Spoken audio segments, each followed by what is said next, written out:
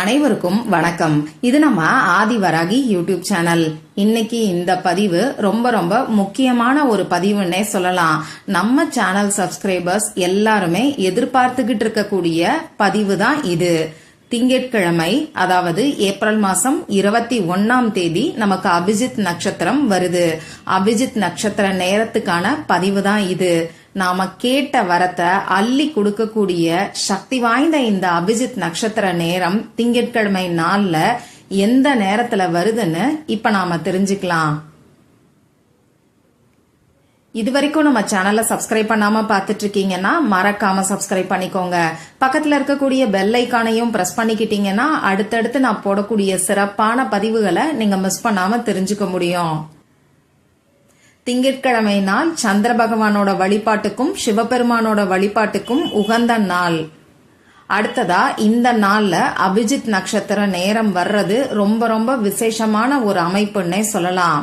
நாம கேட்ட வரத்தை அப்படியே அள்ளி கொடுக்கக்கூடிய சக்தி வாய்ந்த நேரம் தான் இந்த அபிஜித் நட்சத்திர நேரம். நம்ம சேனல்ல தொடர்ந்து 2 வருஷமா நான் உங்களுக்கு பதிவுகளை கொடுத்துக்கிட்டு இருக்கேன். நம்ம சேனல் சப்ஸ்கிரைபர்ஸ் நிறைய பேருக்கு கை மேல பலனை கொடுத்த அதிசக்தி வாய்ந்த ஒரு நேரம்னே சொல்லலாம். ஒவ்வொரு மாசமும் இந்த அபிஜித் நட்சத்திர நேரம் நமக்கு வரும். இந்த அபிஜித் நட்சத்திரத்தை கிருஷ்ணர் அவரோட மயில் இறகுல மறைச்சு வச்சிருக்கிறதா சொல்லுவாங்க. ஏன்னு கேட்டீங்கன்னா, இந்த அபிஜித் நட்சத்திர நேரத்துல நாம செய்யக்கூடிய செயல்கள் வெற்றியில தான் முடியும். அந்த வகையில மனிதர்கள் இந்த அபிஜித் நட்சத்திர நேரத்தை தவறா பயன்படுத்தக்கூடாதுங்கிற காரணத்துக்காக தான் கிருஷ்ணர் அவரோட மயில் இறகுல இந்த அபிஜித் நட்சத்திரத்தை மறைச்சு வச்சிருக்கிறாரு. இப்ப நமக்கு மொத்தமா 27 நட்சத்திரங்கள் இருக்கு. அந்த காலத்துல 28 நட்சத்திரங்கள் இருந்ததாகவும் அந்த 28வது நட்சத்திரம் தான் இந்த அபிஜித் நட்சத்திரம்னு சொல்லுவாங்க. இன்னும் சொல்ல போனா முதல் நட்சத்திரமே இந்த அபிஜித் நட்சத்திரம்னு கூட சொல்லுவாங்க. பொதுவா தினமுமே நமக்கு அபிஜித் முகூர்த்தம் வரும். அதாவது தினமும் நமக்கு காலையில பிரம்ம முகூர்த்தம் வர்ற மாதிரி தினமும் காலையில 11 மணி 45 நிமிடங்கள்ல இருந்து 12 மணி 15 நிமிடங்களுக்குள்ள இருக்கக்கூடிய இடைப்பட்ட நேரத்தை நாம அபிஜித் முகூர்த்தம்னு சொல்லுவோம். ஏன்னு பாத்தீங்கன்னா, கிருஷ்ணர் அபிஜித் நட்சத்திரத்தை அவரோட மயில் இறகுல மறைச்சு வச்சதுனால தேவர்களோட வேண்டுகோளுக்கு இணங்க இந்த அபிஜித் முகூர்த்தத்தை அபிஜித் நட்சத்திரத்துக்கு பதிலா நமக்கு கொடுத்திருக்கிறாரு. அந்த வகையில தினமும் வரக்கூடிய இந்த அபிஜித் முகூர்த்த நேரத்துல நாம என்ன நினைக்கிறோமோ அது நடக்கும்னே சொல்லலாம். இன்னைக்கு நிறைய பேரு இந்த அபிஜித் முகூர்த்தத்தையும் அபிஜித் நட்சத்திரத்தையும் போட்டு குழப்பிக்கிறீங்க. அந்த குழப்பமே வேண்டாம். தினமும் நமக்கு வரக்கூடியது அபிஜித் முகூர்த்தம். மாசத்துக்கு ஒரு முறை வரக்கூடியது அபிஜித் நட்சத்திரம். அந்த வகையில திங்கட்கிழமை நாள்ல நமக்கு அபிஜித் நட்சத்திர நேரம் இருக்கு.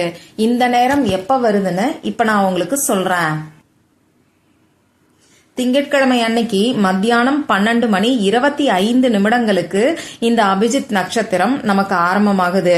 திங்கட்கிழமை அன்னைக்கு மத்தியானம் 12 மணி 49 நிமிடங்களுக்கு இந்த அபிஜித் நட்சத்திர நேரம் நமக்கு முடியுது. அதாவது திங்கட்கிழமை மத்தியானம் 12 மணி 25 நிமிடங்கள்ல இருந்து 12 மணி 49 நிமிடங்கள் வரைக்கும் மொத்தமா 24 நிமிடங்கள் இந்த அபிஜித் நட்சத்திர நேரம் நமக்கு இருக்கு. ரொம்ப சக்தி வாய்ந்த இந்த 24 நிமிடங்களை இந்த வீடியோவை பாக்குற யாருமே தவற விடாதீங்க. நிறைய பேரு இன்னைக்கு என்னோட வேண்டுதல் நிறைவேற மாட்டேங்குதுன்னு சொல்றீங்க. இப்படி இருக்கிறவங்க எல்லாருக்குமே இந்த அபிஜித் நட்சத்திரம் ஒரு அற்புதமான வாய்ப்புன்னே சொல்லலாம். இந்த நேரத்துல என்ன வரம் கேட்டாலும் நிச்சயமா உங்களுக்கு கிடைக்கும். அந்த வகையில இப்ப நான் சொல்ல போற பரிகாரத்தை ஆண்கள் பெண்கள் யார் வேணாலும் செய்யலாம். பிறப்பு தீட்டு இறப்பு தீட்டு இருக்கிறவங்களும் தாராளமா செய்யலாம். பெண்களுக்கு பீரியட்ஸ் டைமா இருந்தாலும் இந்த பரிகாரத்தை செய்யலாம். இந்த நாள்ல நீங்க அசைவம் சாப்பிட்டு இருந்தாலும் இந்த பரிகாரத்தை செய்யலாம். இப்ப நான் சொல்ல போற இந்த பரிகாரத்தை நீங்க உங்க வீட்ல இருந்தும் செய்யலாம், உங்க சொந்தக்காரங்க வீட்ல இருந்தும் செய்யலாம், நீங்க ஆபீஸ்ல இருந்தும் செய்யலாம். ஆனா ஒரே ஒரு வேண்டுதலுக்காக மட்டும்தான் இந்த பரிகாரத்தை நீங்க செய்யணும். இதை தவிர வேற எந்த விதமான கட்டுப்பாடுகளும் நமக்கு கிடையாது. இப்போ இந்த பரிகாரத்துக்கு தேவையான பொருட்கள் என்னன்னு பாத்தீங்கன்னா, நமக்கு கோடு போட்ட பேப்பர், கோடு போடாத பேப்பர் ஏதாவது ஒண்ணு தேவைப்படும். இந்த பேப்பர்ல எழுதுறதுக்கு பேனா, sketch pen, marker, glitter pen, ballpoint pen இதுல ஏதாவது ஒண்ணு நமக்கு தேவைப்படும். ரெட் கலர்ல இங்க் வரக்கூடிய பேனா, கிரீன் கலர்ல இங்க் வரக்கூடிய பேனா, அப்படி இல்லைன்னா மட்டும் ப்ளூ கலர்ல இங்க் வரக்கூடிய பேனாவை இந்த பரிகாரத்துக்கு பயன்படுத்திக்கோங்க. இப்போ இந்த பரிகாரத்தை உங்களுக்கு எந்த வேண்டுதல் இருந்தாலும் நீங்க செய்யலாம். பணம் சம்பந்தப்பட்ட வேண்டுதல்கள் இருக்கிறவங்க, அதாவது கடன் பிரச்சனை தீரணும்னு நினைக்கிறவங்க, அடகு வச்ச நகையை மீட்கிறதுக்கு, பணவரவு அதிகரிக்கிறதுக்கு, வீண் வரைய செலவுகள் குறையணும்னு நினைக்கிறவங்க கிரீன் கலர்ல இங்க் வரக்கூடிய பேனாவை இந்த பரிகாரத்துக்கு யூஸ் பண்ணிக்கோங்க. மற்ற வேண்டுதல்கள் இருக்கிறவங்க, அதாவது வேலை கிடைக்கிறதுக்கு, கணவன் மனைவி ஒற்றுமைக்கு, குழந்தைங்க நல்ல மார்க் வாங்குறதுக்கு, நல்ல காலேஜ்ல சீட் கிடைக்கிறதுக்கு, உடல் ஆரோக்கியத்துக்கு, திருமணம், குழந்தை இந்த மாதிரி மற்ற வேண்டுதல்கள் இருக்கிறவங்க ரெட் கலர்ல இங்க் வரக்கூடிய பேனாவை பயன்படுத்திக்கோங்க. இது ரெண்டுமே இல்லைன்னா பரவாயில்ல, ப்ளூ கலர்ல இங்க் வரக்கூடிய பேனாவை நீங்க பொதுவாவே யூஸ் பண்ணலாம். கருப்பு நிறத்துல இங்க் வரக்கூடிய பேனாவை மட்டும் தவிர்த்துக்கிறது நல்லது. லா ஆஃப் அட்ராக்ஷனுக்கு ஏதாவது நோட் புக் வச்சிருந்தீங்கன்னா அதை கூட இந்த பரிகாரத்துக்கு நீங்க யூஸ் பண்ணிக்கலாம். இப்ப நான் சொன்ன குறிப்பிட்ட அபிஜித் நட்சத்திர நேரத்துல உங்க முகம் கை காலை கழுவிட்டு வந்து அமைதியான ஒரு இடத்துல உட்கார்ந்துக்கோங்க. வடக்கு திசையை பார்த்து நார்த் டைரக்ஷனை ஃபேஸ் பண்ணி நீங்க உட்கார்ந்துகிட்டு உங்க மூச்சை நல்லா ஆழமா உள்ள இழுத்து வெளியில விடுங்க. இந்த மாதிரி 3 முறை செய்யும் போது உங்க மனசு கொஞ்சம் ரிலாக்ஸ்டா இருக்கும். இதுக்கப்புறமா நீங்க எடுத்து வச்சிருக்கக்கூடிய அந்த பேப்பர்ல 27 முறை 27 வரைக்கும் கவுண்டிங்காக நம்பரை போட்டுக்கிட்டு இப்ப நான் சொல்ற மாதிரி நீங்க எழுதுங்க. உங்க வேண்டுதல் என்னவோ அதை ஒரு அஃபர்மேஷன் மாதிரி ஃபார்ம் பண்ணிக்கோங்க. அதாவது உங்க வேண்டுதல் நிறைவேறிட்ட மாதிரி நீங்க ஒரு வாக்கியத்தை ஃபார்ம் பண்ணிக்கோங்க.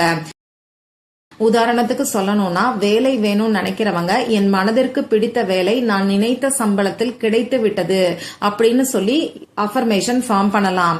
அதே மாதிரி கடன் பிரச்சனை இருக்கிறவங்க உங்களுக்கு எவ்வளவு கடன் இருக்கோ அந்த பணம் உங்க கையில இருக்கிற மாதிரி எழுதுங்க. உதாரணத்துக்கு சொல்லணும்னா 3 லட்சம் ரூபாய் உங்களுக்கு கடன் இருக்குன்னா என்னிடம் 3 லட்சம் ரூபாய் பணம் இருக்கிறதுன்னு சொல்லி அஃபர்மேஷன் ஃபார்ம் பண்ணி வச்சுக்கோங்க. குழந்தை பாக்கியம் வேணும்னு நினைக்கிறவங்க அழகான ஆரோக்கியமான குழந்தை எனக்கு பிறந்து விட்டது இந்த மாதிரி அஃபர்மேஷன் ஃபார்ம் பண்ணிக்கோங்க.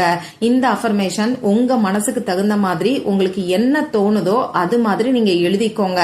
ஆனா நேர்மறையான வார்த்தைகளை தான் பயன்படுத்தணும். கடன், கஷ்டம், அடகு வச்ச நகையை மீட்கணும், தடை, நோய் இது எல்லாமே எதிர்மறையான வார்த்தைகள். இத பயன்படுத்த வேண்டாம். பாசிட்டிவான வேர்ட்ஸ் மட்டும் நீங்க யூஸ் பண்ணுங்க. அதே மாதிரி உங்க வேண்டுதல் நடந்து முடிஞ்சிட்ட மாதிரி, அப்படி இல்லைன்னா இப்ப நடந்துகிட்டு இருக்கிற மாதிரி அஃபர்மேஷன் ஃபார்ம் பண்ணிக்கோங்க. இப்படி ஃபார்ம் பண்ணி வச்சிருக்கக்கூடிய அஃபர்மேஷனை நீங்க எடுத்து வச்சிருக்கக்கூடிய பேப்பர்ல எழுதுங்க. உதாரணத்துக்கு சொல்லணும்னா, என்னிடம் 3 லட்சம் ரூபாய் பணம் இருக்கிறதுன்னு சொல்லி எழுதிட்டு பக்கத்துல 1176ங்கிற மாஸ்டர் ஏஞ்சல் நம்பர், பெருமாளோட எனர்ஜியா நமக்கு அட்ராக்ட் பண்ணி கொடுக்கக்கூடிய ஏஞ்சல் நம்பரையும் சேர்த்து எழுதிக்கோங்க. உங்க அஃபர்மேஷன், அதாவது உங்க வேண்டுதலை அஃபர்மேஷனா ஃபார்ம் பண்ணிட்டு அதை எழுதிட்டு பக்கத்திலேயே 1176ங்கிற ஏஞ்சல் நம்பரையும் நீங்க எழுதிக்கோங்க. இந்த மாதிரி 27 டைம்ஸ் 27 முறை நீங்க எழுதிக்கோங்க. இப்படி எழுதுறதுக்கு முன்னாடி உங்க குலதெய்வத்துக்கிட்டையும் பெருமாள் கிட்டையும் இந்த பிரபஞ்சத்துக்கிட்டையும் உங்களுடைய வேண்டுதல் உடனடியா நிறைவேறணும்னு சொல்லி பிரார்த்தனை செஞ்சுக்கிட்டு எழுதுங்க. எழுதி முடிச்சதுக்கு அப்புறமா திரும்பியும் ஒரு தடவை பிரார்த்தனை செஞ்சுக்கிட்டு இந்த பேப்பரை பீரோலையோ அப்படி இல்லைன்னா பத்திரமா ஏதாவது ஒரு இடத்துல நீங்க வச்சுக்கோங்க. உங்க வேண்டுதல் நிறைவேறினதுக்கு அப்புறமா இந்த பேப்பரை எடுத்து எரிச்சிருங்க. அப்படி இல்லைன்னா ஓடுகின்ற நீர்நிலைகள்ல தூக்கி போட்டுருங்க. இவ்வளவுதான் இந்த பரிகாரம். நம்ம சேனல் சப்ஸ்கிரைபர்ஸ் நிறைய பேருக்கு இந்த அபிஜித் நட்சத்திரத்தை பத்தி நல்லாவே தெரியும். நிறைய பேருக்கு பலன் கொடுத்த அதிசக்தி வாய்ந்த நேரம். அந்த வகையில ஏப்ரல் மாசத்துல வரக்கூடிய இந்த அபிஜித் நட்சத்திர நேரத்தை தவற விடாம பயன்படுத்திக்கோங்க. மற்றும் ஒரு பயனுள்ள பதிவுல நாம சந்திக்கலாம். நன்றி.